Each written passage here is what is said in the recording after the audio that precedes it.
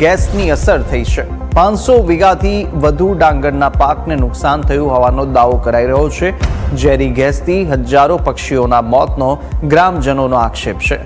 આકાશમાંથી પક્ષીઓ ટપોટપ નીચે પડ્યા આ તરફ દાવા કરવામાં આવી રહ્યા છે અને સાથે જ કલમસરની જય કેમિકલ કંપની પર ગ્રામજનોના ગંભીર આક્ષેપ। ગેસના કારણે શ્વાસ લેવામાં પણ તકલીફ થતી હોવાની ફરિયાદ છે।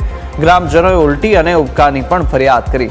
વારંવાર ગેસ છોડતી કંપનીઓથી ગ્રામજનો પરેશાન થઈ ઉઠ્યા છે અને તંત્ર કાર્યવાહી ન કરતું હોવાના પણ ગ્રામજનો દ્વારા આક્ષેપ કરાઈ રહ્યા છે।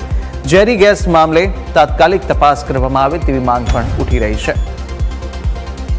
વધુ અપડેટ પણ મેળવીએ સંવાદદાતા યોગીન ફોનલાઈન પર જોયા છે। યોગીન, ખંભાતની વત્રા વટાદરા સીમ કે જ્યાં આગળ ઝેરી ગેસની અસર થઈ રહી છે, કઈ કઈ ફરિયાદો કરવામાં આવી અને કેટલા સમયથી આ પ્રકારની સમસ્યાઓ ગ્રામજનો અનુભવી રહ્યા છે? કુશાગ્ર, જો સમય કહીએ ને તો સમય તો ઘણા વર્ષોથી આ જય કેમિકલ કંપનીની ફરિયાદો ગ્રામજનો કરી રહ્યા છે।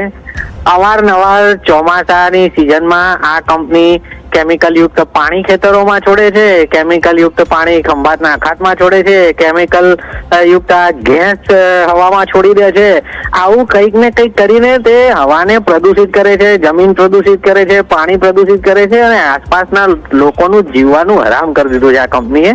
છેલ્લા લગભગ 10 વર્ષથી આ કંપનીનો પ્રોબ્લેમ છે અને અવારનવાર તેની ફરિયાદો આવે છે, પરંતુ ખબર નહીં કેમ તંત્ર આ કંપની સામે કોઈ પણ પ્રકારની કાર્યવાહી કરતું નથી। સ્થાનિકો દ્વારા લેખિતમાં મામલતદારથી લઈ જીપીસીબી સુધી ફરિયાદો કરવામાં આવી છે, પરંતુ કંપની આજે પણ યથાવત છે।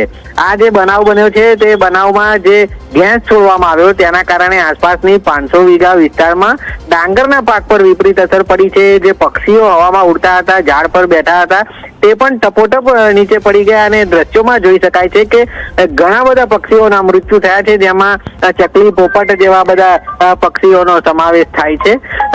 આટલું બધી હોનારત સર્જતી હોવા છતાં આ કંપની તેની સામે કોઈ કાર્યવાહી કરવામાં આવી નહીં નથી, તે ચોંકાવનારી બાબત છે। કુશાગ્ર, બિલકુલ। અને યોગીન, એ પણ છે કે આ જે ગેસ છોડવામાં આવ્યો છે કંપની, શું એક જ કંપની તરફથી આ ગેસ છોડવામાં આવ્યો છે તેવા આક્ષેપો છે કે પછી અન્ય કોઈ પણ જે ગેસ છે તે અન્ય કંપનીઓ દ્વારા પણ છોડવામાં આવતું હોય કે ત્યાંનું વાતાવરણ હજુ પણ એવું થયું હોય?